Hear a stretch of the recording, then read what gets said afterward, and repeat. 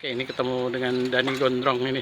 Ya, dan gimana Dan kesannya kemarin waktu ketemu dengan Badak Lampung yang selevel dengan kita? Ya, alhamdulillah sih kita bisa mengatasi sebenarnya. Cuman mungkin hasil akhir kita imbang.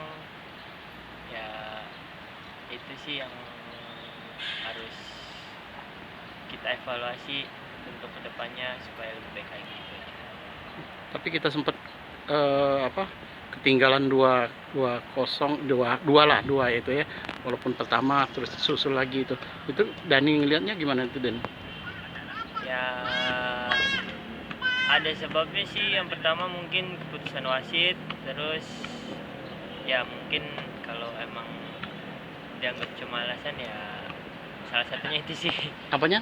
Karena keputusan wasit juga yang kita kena penalti itu. Iya. Dan seharusnya juga kita bisa dapat penalti juga. Oh iya ya. Jadi hanya kita ketinggalan, cuman ya karena teman-teman saling nggak mau kalah lah istilahnya, kita jadi bisa membalas ketertinggalan. Semangatnya itu ya, semangat. Oke Dan, thank you Dan.